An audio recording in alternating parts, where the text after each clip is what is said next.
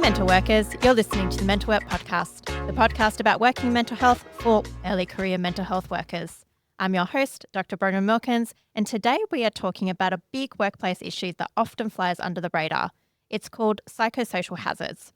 If you've ever felt drained by relentless job demands, isolated in your role, or stuck in a toxic workplace culture, then this episode is for you. These are just some of the psychosocial hazards that can take a serious toll on your well-being. And with a new Australian Code of Practice now in place, it's more important than ever to understand your rights, the risks, and what to do if your workplace isn't stepping up. In this episode, we're going to break down what psychosocial hazards look like in psychology settings specifically and give you practical steps to protect your well-being at work. Here to help us out with this topic is our guest, Jason van Schie. Hi, Jason. Hi, Bronwyn. Thanks for having me. It's so lovely to meet you and to have you on the podcast. Could you please tell us who you are? I've got a background in organisational psychology. I've been registered since 2005, working out of Perth. So it's really nice to meet another Perth psychologist who, is only literally just around the corner from where our office is in Bentley. So I started working in organisational psychology in 2005, started where most org psych grads do in kind of psychometric assessment and selection. So things like personality testing, running assessment centres, that sort of thing. After doing that for a couple of years, I got into a fitness for work type area. So traveling to mine sites primarily and delivering training and consulting around things like fatigue risk management, fitness for duty, alcohol and drugs. But what was really interesting in that is this shared responsibility between the workplace and the worker. So it's all well and good to expect workers to come into work not fatigued and make sure that they're alert. But to do that, the organisation needs to think what's within their control.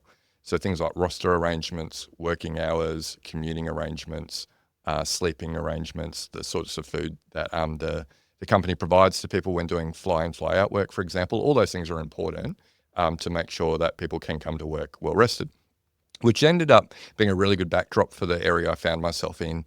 I went out on my own in 2013, but in 2017, I got really interested in psychosocial risk management. I know we're going to be talking about that today. But really understanding that workplace mental health is a shared responsibility between the employer and the employee.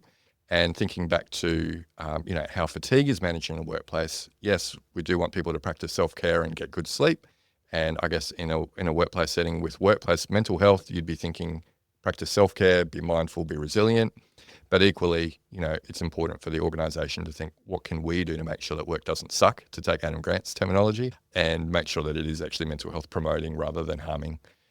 Started exclusively working in the psychosocial safety space since 2018 and been building a business, Flourish TX, since then. We now have about 20 staff, about 10 of those are psychologists who provide consulting and support to our clients around Australia and actually internationally now as well.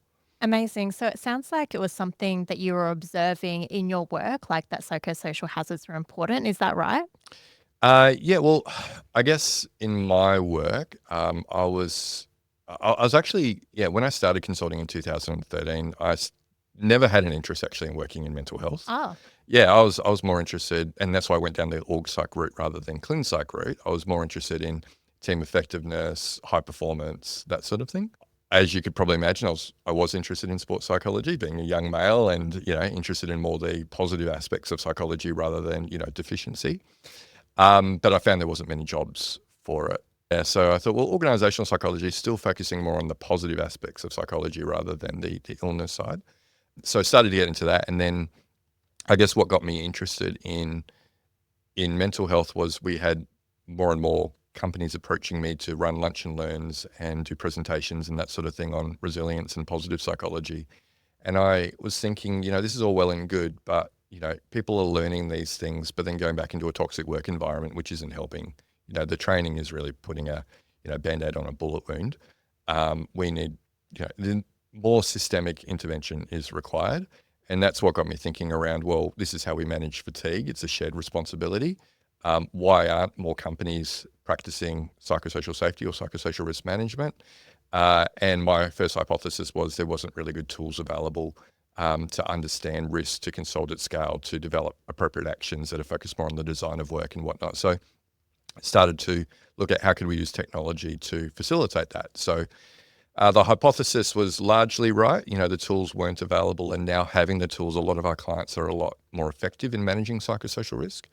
But what actually was the reason why companies weren't doing it was because it wasn't legislated. It wasn't until legislation came in Australia, and more importantly started being enforced by regulators, that we saw organisations en masse actually starting to change their behaviour and adopting psychosocial risk management. So the technology and having the tools is part of it, but it doesn't hurt at all when the regulator's saying you must do this. It's not a nice to have. Yeah, totally. So it was really born out of saying that, look, we can do these individual strategies. We can give people tools for resilience and well-being, but if they're going straight back into the environment where perhaps they're fatigued and rostering isn't, I guess, helping them, then it's not going to do much. So you really focused on that back end to how can we make this a whole of organization approach, and that seems to be working. Yeah, absolutely. And look, to steal an analogy from my one of my colleagues over in the UK, he would talk about the goldfish in a fish pond, right? Like the goldfish might be getting sick because of the environment that it's in, right? So you take the fish out, you make it more resilient, and then you put it back in the same fish pond. No, it doesn't work, right? You actually need to clean the fish pond. And the same thing with the work environment. You know, the toxicity in the work environment is not going to be counterbalanced by making people more resilient. You actually have to deal with the work environment. So that's really what we focus on. And we've now been able to work with well over 100 organisations in this place. We're concurrently working with dozens of organisations who are advancing their strategy at various levels of maturity, from just starting out to actually going, well, how do we continuously improve now how we go about this, and maybe go from organisational level approaches to line managers taking more ownership of some of these things. Amazing. And so for listeners who are mainly early in their career, what are psychosocial hazards? And I'll preface this with, I didn't know what psychosocial hazards were until I saw mainly that it was a buzzword that I kept on saying on LinkedIn. And I'm like, what is this phenomenon? So what is it, I guess, put simply? Yeah, so psychosocial hazards are anything in the design, management, or social aspects of work that have the potential to cause harm. They're largely things that activate the stress response, and all your listeners should know when that stress response is activated for too long, then that can have detrimental effects on performance as well as well-being. Yeah. And so if you think about common psychosocial hazards like work overload, low job control or autonomy, low supervisor support, low role clarity, all of these things can wear down on people over time. Psychosocial hazards are generally considered an exposure issue where one-off exposure generally doesn't cause harm. Working 80 hours in a week isn't going to make you depressed. Yeah. But doing that for months on end might, right? But there are different types of hazards as well. So they're your common work demands, if you like. And if you think about job demands, job resources theory, Bakker and Demirudi, they talk about all these different types of job demands. But then you also have these toxic hazards or harmful behaviours that occur in workplaces as well, like bullying and sexual harassment, exposure to traumatic events or vicarious trauma. All of these things, there's no positive benefit to people's mental health. When we talk about, there is an optimal level of stress that people have, there is no optimal level of sexual harassment. Yes. Right? Yeah. They're all harmful, and we should be eliminating those things where possible, right? So where some hazards can be counterbalanced, so if we think about job demands and resources theory, some demands can be counterbalanced by resources like having a supportive boss and good colleagues and autonomy. The toxic and harmful behaviours, there is no good amount and they can't be buffered. You just have to seek to eliminate them. Maybe we can get into what are the workers' responsibilities and what are the employers' responsibilities? Yeah, so I guess this is actually legislated as well, right? So the employer needs to make sure, as far as reasonably practicable, to have workplaces that don't cause harm. So in health and safety legislation, that so far as reasonably practicable is a standard that people need to work to, and they need to be able to demonstrate if a regulator was to come knocking that they have actually reduced it so far as reasonably practicable. And so that's their responsibility to make sure we have a healthy and safe work environment. And that, in legislation, particularly in Australia, that was always supposed to be not just about the physical environment, it was also supposed to be for the psychological environment. But employers didn't read it that way and the regulators didn't think it was strong enough to enforce. But that's why in Australia we've gone through a period of legislative reform in workplace health and safety, and we now have specific psychosocial risk regulations that make it very clear that you need to elevate psychological health and safety to the same level as physical health and safety and follow similar processes around identifying and mitigating hazards and making sure you've got control measures that are effective. I think that's why it wasn't on my radar as well, because I thought it was just applicable to physical risk, like, for example, chemical exposure or something like that. Yeah. And so you're saying that now it's that psychological well-being is on par with physical well-being. Yeah, yeah, and that's been coming since 2018 in Australia. So Okay. there was a review done of the Model Workplace Health and Safety Act by Marie Boland. And out of 34 recommendations for improvement, that was number 2. We need to Wow. have specific regulations dealing with psychosocial. And in 2020, in the Productivity Commission inquiry into mental health in Australia, out of 5 key reform areas, one of them explicitly said we need to elevate psychological health and safety to the same level as physical health and safety. Amazing. I'm so glad it's getting that attention. Like, I bet you're wrapped as well. Oh yeah, like without that we wouldn't have a business. Yeah. Like we tried, and we came out earlier before regulations, and companies just weren't willing to move. Yeah. So we did require that. But I guess that's the employer's responsibility, right? So far as reasonably practicable, have an environment that doesn't make people mentally unwell. And can I just clarify Yeah. which workplaces it applies to? Because psychologists can work privately or publicly or at not-for-profits. Which kind of workplaces have to abide by this legislation? Yeah, so the legislation talks about a person conducting a business or undertaking. So it can, well, you shouldn't harm yourself if you're a sole business owner or a sole trader. Yeah. But yeah, anyone that has employees, this applies to. Oh, really? Yeah, and So also private as well. Yeah, and subcontractors as well. So they're Wow. all considered part of your responsibility as someone conducting a business. It's your employees and subcontractors as well. Is there any a minimum number of employees, or if you're conducting a private business and you have one employee, you got The only thing that might change would be what is reasonably practicable I for see. a small business versus a larger business with more resources potentially. Yeah. Wow. It's just mind-boggling to me, because it's like, having worked in private settings myself, I've never been made aware of like employees' responsibilities to prevent psychosocial hazards as reasonably practical. So it's just like, wow, I didn't know that this actually applied to me. And I bet many listeners are thinking the same thing. Yeah, well, that's right. But you think about it, like you wouldn't ask people, like, let's say you are running a psychology business and you've got 3 people working for you. You wouldn't say someone, hey, climb up that ladder on top of the roof. Yeah. Like that's 10 meters above, the ground, and can you clean the gutters? Yeah. Without any fall arrests or any safety precautions, Totally. right? And if someone did get injured, you'd be held liable as a business Yeah. owner. In the same way, if someone is psychologically harmed when working for you, it doesn't matter how large the business is. You have responsibility from a health and safety perspective to make sure that person isn't harmed. Okay. So we've got employer responsibilities. Yep. What are my responsibilities as an employee? So it is to follow reasonable safety initiatives. So we talk sometimes about the role of psychosocial risk assessment and consulting with workers, and maybe that's asking them to participate in a survey, maybe it's asking them to participate in focus groups or interviews to understand the hazards and consider controls.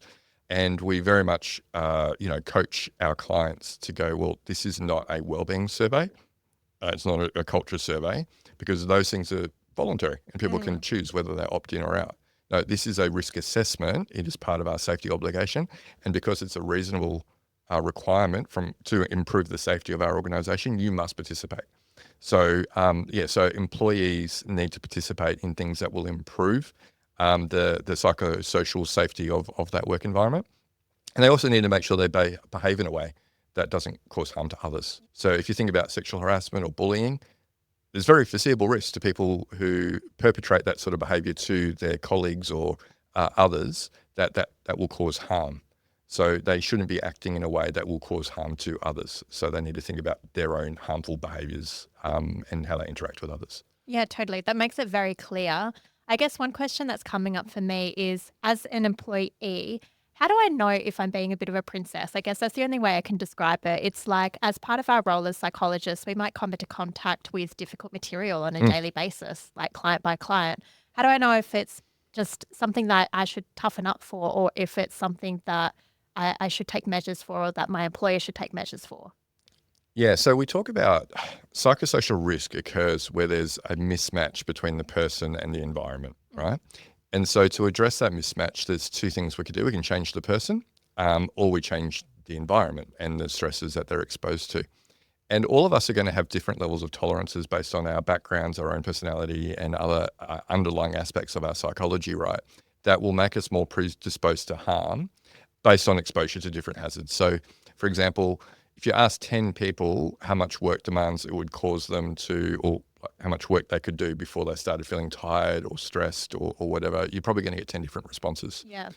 Same with, traumatic materials. If you're exposed to those, some people might have a traumatic response immediately, whereas some it might take, years for them to build up, that kind of response. It's that exposure, right?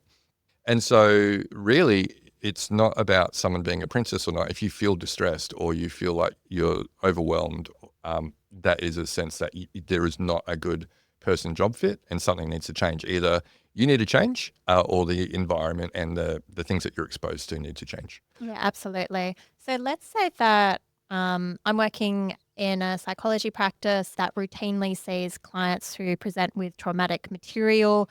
I'm doing everything outside of sessions to care for myself in line with the competencies for well-being and self-care, but I still find that I'm having some negative reactions, like I might not be able to sleep well, or I'm having, I guess, intrusions of material in my day-to-day life, and they're quite upsetting. What do I do? It could be a good idea to find another role. Is that the advice? I mean, there's two bits of Yeah. advice, right? So person job fit, maybe it's not the right job for you, right? It's a really good point. And there are many fantastic areas in psychology that people can work, right? There's only a small part of it that actually requires exposure to that sort of content. Yeah. So definitely you don't have to change occupations completely, but maybe find a different aspect of psychology to practice in, right? So that's advice number one. Advice number two, if you can't change that, you change the exposure. So when we talk about exposure, it's severity, frequency and duration. Yeah. They're the three levers that you've got, right? Yeah. So is there a way that, the traumatic content, is it a certain part of traumatic content? Is it, material with kids, for example, that is traumatizing for you, right? Or is it animals? My wife would be more traumatized if she saw a dog injured than a kid injured, right? Yeah, me too. So, what is it that about the material, and can you have that pre-screened before you see it? So that might change the severity.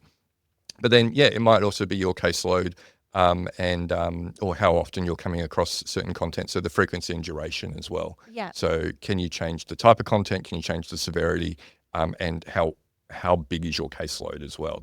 That might also help. Okay, sure. I get what you're saying. And I just want to ask a slightly different question. I'm not sure how to articulate it well, but let's see how we go. Yeah.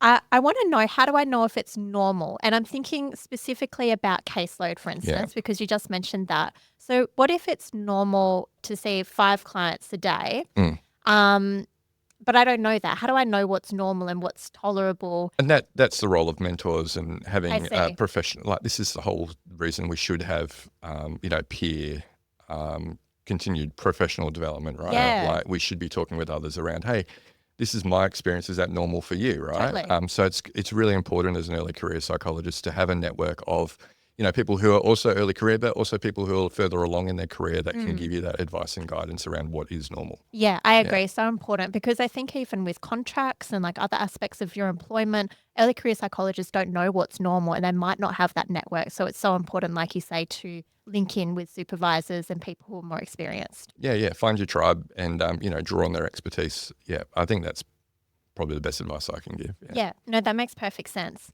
Okay, so we've worked out that, we don't have to be a princess, we don't have to toughen up, but if we feel like maybe it's not a good work us fit, then maybe we could change to a different area. We've also worked out what the obligations of the employers are and what our responsibilities are. I guess I'm interested in some more ways that employers can reduce the risk of psychosocial hazards for employees. Yeah. A lot of this comes down to just following the risk management framework. There's 4 steps in this, and this is something that has been applied in the physical health and safety domain forever, and psychosocial safety is now adopting a lot of these principles. So there's 4 steps in the process. It's about identifying hazards. So what are the things that people might be exposed to? So like we talked about, work overload, low job control, low supervisor support, customer aggression. Then we need to assess the risk. So what is the likelihood and consequence that exposure to this hazard or this cluster of hazards might cause harm? We have developed a tool that actually quantifies that risk using psychometrics. So that's been a missing piece, I guess, in psychosocial safety for a while. It's been our workload's high or job control's low. Well, so what? But what we've done is validated an instrument that helps to go, well, if you continue down this route and those exposures to these group of hazards stay the same, this is the likelihood of burnout within the population. This is the likelihood of depression, anxiety, those sorts of things as well. So you need to assess you need to get to a result where you can understand the likelihood and consequence of harm. You then need to put in controls to either eliminate the hazard entirely or reduce the risk so far as reasonably practicable. And then you need to, like a good psychologist should, go back and check your work. Have we evaluated this control and make sure it is actually working effectively? Or do we need to iterate that and make improvements to how we go about it? That should all be done with management commitment and support and consultation with the workers, the people doing the job at every step of the journey. So employers, basically, they should follow a consultative approach with their employees to understand what they're exposed to, assess the risk, put in controls and monitor and review regularly. So do you feel like more and more workplaces are taking this seriously, or does it still need to be adopted more broadly? Some are being dragged over hot coals to do it, if you like, by the regulators. Yeah. So it's good now that I think there are more examples of the regulators taking cases and making prosecutions for companies who don't do this. Yeah, because that then shows to boards and other PCBUs that this is serious and it is being treated seriously and you must do this. We are working with organisations in countries like the UK and New Zealand where the legislation isn't as strong, but they see this as best practice and they should be adopting it because it's morally the right thing to do. Yep. Yeah, so it's good that there are those companies that are swayed by morals and not just commercials. Oh, that's lovely. Yeah. It's really heartening to hear. Yeah. Companies are adopting it, but it is a market maturity thing, right? Like this is like, you've been working in psychology for a number of years, as would a lot of the listeners. And many people are completely unfamiliar with psychosocial safety, right? And in the broad kind of scheme of things, many employers are unaware of it, and particularly smaller businesses that don't have dedicated health and safety functions. It's very new to them. So it's just I see it as a market maturity thing, and companies are going to understand this. There's going to be better tools and better competence across industries to deal with psychosocial safety over time. Yeah, absolutely. So coming back to, I guess, like smaller businesses, because I think a lot of psychologists, like some of them work in the justice system or they might work in large not-for-profits or public system, which are quite large and would have their own like people and culture, HR. But some of the smaller businesses might not. So your line manager might be your supervisor as well as your manager. Do you have any advice for people in these situations where they're experiencing or being exposed to psychosocial hazards and they feel like the employer could do something about that a bit more? Yeah, look, it can be really hard to be that internal whistleblower or the person who says, hey, this isn't right, we need to do something about it. If you are, bringing this up with your employer through means that if you can't do it through your manager because they're the cause of the problem and you're taking it up with HR and health and safety and you see that they're not actually addressing their concerns, it probably is time to look for another employer. Protect yourself first, right? Like that would always be my recommendation if the company isn't moving, because by trying to get the company to change when you're just a individual contributor is very, very difficult. Yes. And the larger the organisation, the harder it is for you to influence that. If they're not going to change, then you probably need to do the best thing for yourself and protect yourself. No, I think that's pretty sound advice, particularly for psychologists. And a lot of my listeners are working in clinical settings. Guys, our workforce is under capacity by about 30%. So there's lots of work for us. I guess if we are experiencing a negative workplace, like Jason said, we can always seek other alternative employment opportunities. It is an employee's market, that's for sure. If you're a psychologist in Australia, for sure, or in most places in the world. I do think back to, so we run a conference called the Psych Health and Safety Conference, and we had our first one in June last year in Sydney. And we had a lawyer by the name of Zagi Kozarov, who was a plaintiff in the first High Court case, which really looked at the role of psychosocial hazards in causing people harm. And similar to, exposure to traumatic content that psychologists go through, she was involved. She was working for the Office of Public Prosecutions, and she was involved in prosecuting cases to do with child abuse and things like that. So saw some really nasty things, massive caseload, ridiculous demands on her, plus the traumatic content of the role as well. And she got very harmed by that, developed PTSD. I think she is permanently scarred by that. But really interesting because she presented at the conference. She was interviewed by a lawyer who was very familiar with the matter. And, she said, if they would take me back, I would go back and work there. Wow, why? Because she's so passionate about it and like feels like she can make a real impact by doing it. And so her advice though was, don't allow your passion to become your poison. Oh, Yeah, and I think that's really true with people in helping professions like psychology and other health practitioners, where you really want to help people and then sometimes you don't think about your own well-being. wow, that's such a great story and such a good point. And I think a lot of listeners can resonate with that because it's so true that we do want to help. And I've heard numerous stories of people being like, I want to leave this workplace, but I can't because of my clients. I care about my clients. So a hugely relatable story. Yeah. Yeah, if you harm yourself to the point that, you're scarred for life, you're not going to be that much help to others, right? Exactly. So you sometimes need to go, this is no good for me. And yes, these other people will get care elsewhere, right? Yeah, absolutely. Okay, just some curious questions. What do you think is the most misunderstood thing about psychosocial hazards? Oh, there's a lot. Oh, okay. There's a lot. If you think broadly about psychosocial safety, first of all, there is constant conflation between that and a similar sounding construct, psychological safety. Oh, okay. I didn't even know that. Yeah. Cool. So psychological safety is something that wasn't coined by Amy Edmondson from Harvard University, but has been popularized by her.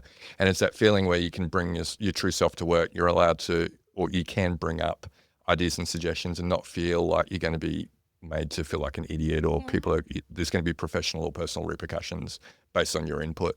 And, the reason that psychologists are interested in this construct is it's something that helps to build creativity and innovation within teams where, people can put dumb ideas out there and not feel like they're going to be ridiculed so that we can get more diverse ideas and opinions out there and come up with better solutions, right? But there's not been a lot of research at all that has linked psychological safety with better safety outcomes. So reductions in injuries or better mental health outcomes. Oh, that's interesting because I would think that there would be, like the two would go hand in hand. And maybe they do, but there hasn't been a lot of research to support it. But everyone will kind of say, to build wellbeing, we need psychologically safe workplaces. But the evidence isn't there. What do you think we need? Well, first of all, we need more reseach in this area. Yeah. So do you think if we got the research that there would be a link, or do you think we need more? Yeah, I think it's too narrow a view, or like it's too broad an intervention, if you like. Let's just build psychological safety and things will actually, improve. What's really required is going, well, no, psychosocial hazards are very discrete things in the workplace. And rather than just saying to leaders, like, get people to speak up, we actually need to do something about the psychosocial hazards, which is usually around work design. So, rather than someone working 80 hours a week with a micromanaging boss and going, we just need more psychological safety. No. We need to make sure this person can complete their work in a normal amount of time. Maybe we need to distribute that work out better across the team. Yeah, you're so right. That makes perfect sense. People can speak up, great, but what are we doing with that information? Yeah, exactly. Nothing. You'll be right. The reason why I asked as well is because I was thinking that there's a huge neurodiversity acceptance movement, and one of the things that neurodivergent people want is that psychological safety. They want to be able to unmask at work and not be made to feel like they're stupid or be discriminated against for their inherent qualities and who they are. Yeah. But it makes sense to me what you say. It's like, even if we had that, we'd also need to make sure that they don't have a ridiculous work demands as well. Yeah. So psychological safety might help to create the environment where you could talk openly about hazards and start to address them, but you actually need to address the hazards, which requires psychosocial risk management. So going through that framework I talked about before. So that's probably if I think about the biggest misconceptions in this whole space, it's that these two things are actually very different. And, whilst both have benefits, to actually get the mental health improvement in workplace, you actually need to practice psychosocial risk management. Yeah. Yeah. Wow. Okay. And I wanted to know as well, was there anything that you wish you had known early in your career about the workplace in relation to workplace safety or psychosocial hazards that you could share with listeners? Well, all of it, right? I didn't. Actually, when I studied, when I did my master's in org psych, it was very good timing in that I was doing my studies in 2005, and the HSC stress management standard actually was first published in 2004. That was the first time there was kind of a standard in a country that really focused on, we're going to improve mental health outcomes in the workplace, but we're going to do that by improving work and psychosocial hazards rather than just asking people to be more resilient. So it was good timing in that I kind of was, I remember doing a an assignment actually on work-related stress, and that's when I came across that, and I was able to present that as, hey, this is something that's kind of cutting edge. It's funny to think that's over 20 years old now, and it was cutting edge when I was going through my university, and it's evolved a lot since then. But it was, and myself knowing that, I don't think too much would change. I've been very fortunate to work with some really great employers, I think, and have a lot of autonomy very early on in my career, and always feel like I had a good network and support out there. So I don't think it would change much for me, but I can definitely see for some people, particularly when you are working maybe in a health system rather than, for a smaller private employer, there's definitely understanding, hey, there are some things within your control. There are some things that your employee should be controlling, and who owns what. Yeah. And what are the positive aspects of work that early career psychs could be looking out for? Like you just mentioned autonomy. Yeah. Like I've read that seems to be a factor that predicts you feel good at your workplace if you have autonomy. Yeah. Are there other factors that early career psychs could look out for as green flags? Yeah. So if you think about job demands and resources, right, demands like, work overload, you talked about the, neurodivergence and people wanting to not have to have that face that they put on, that emotional labor is really demanding on people. But the resources are, things that we talk about. So autonomy is a big lever. Job demands control, that model by Karasek. We've known about that since 1979. Having good autonomy can buffer the effects of work demands. But job demands resources theory, which is extended from that, identifies other resources as well that buffer. So things like having good reward and recognition, getting feedback. And not everyone needs the same amount of feedback, right? If you're intrinsically versus extrinsically motivated, I'm very intrinsically motivated. I don't need someone telling me I'm doing a good job. But if you, as an early career psych, I can understand if you need more guidance on, are you actually providing value, and how could I provide more value? And so, talking to your manager or owner of small practice, if you're working there, for opportunities to talk about what you're working and how you could improve, and getting that feedback loop going, that feeling of competence. If we think about self-determination theory, how can you get that feedback loop going is, I think, really a good thing to buffer the effects of work demands. And probably just that, that feeling of mattering as well. Like, what is it that I'm doing that contributes to team value? And then how does that help with organization value? And what's the effect on the broader community as a result of working here and doing this job as well?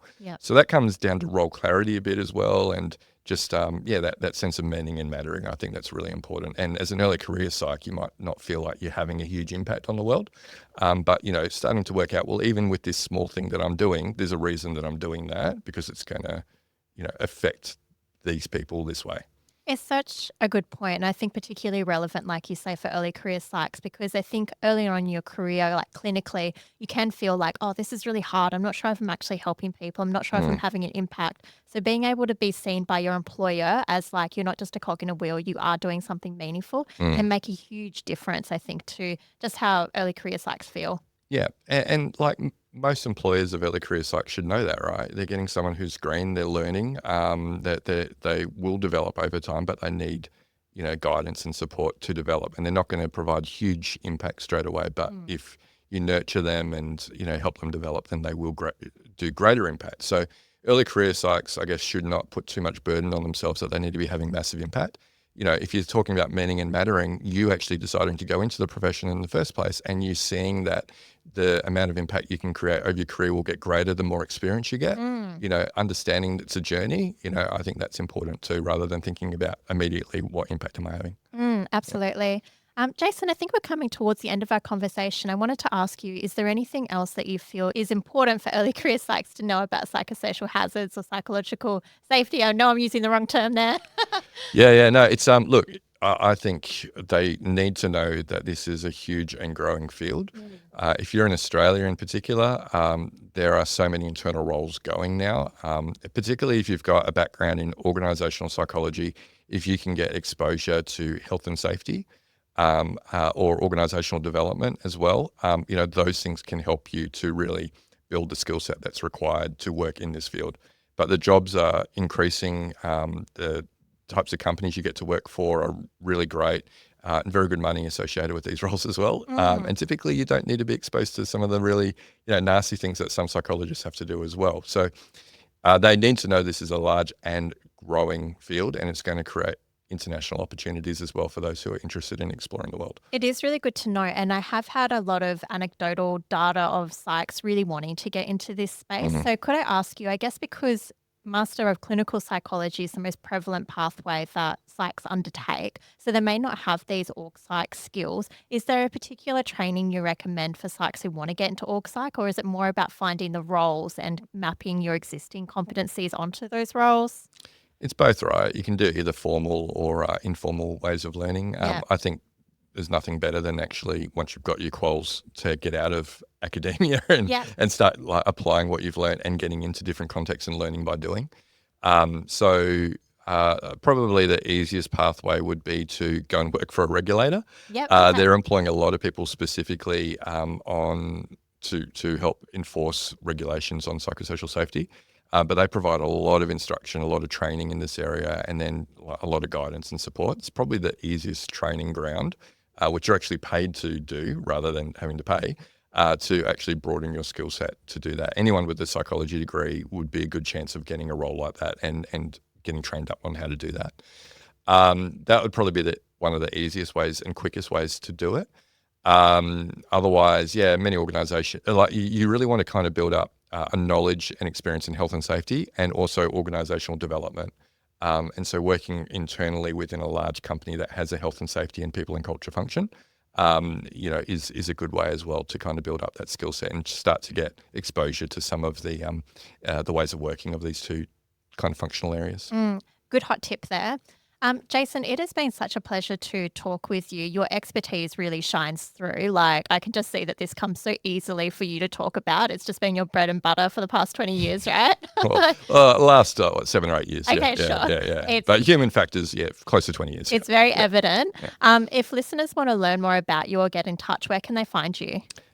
Just look up Flourish DX. You'll find us online and also on LinkedIn. I'm pretty prevalent on there. So very happy to take direct messages and connect. Awesome. Great. Jason, thank you so much. I really appreciate your time and, like I said, your expertise. And I don't use that word lightly. I hope it doesn't make you uncomfortable. But it just comes through. It's so good. Thank you so much. No, thanks for having me. No worries. And listeners, thank you so much for listening. If you enjoyed this episode, please do share it with your colleagues. Put it in somebody else's ears. It's the best way to get the podcast out there and get more people listening.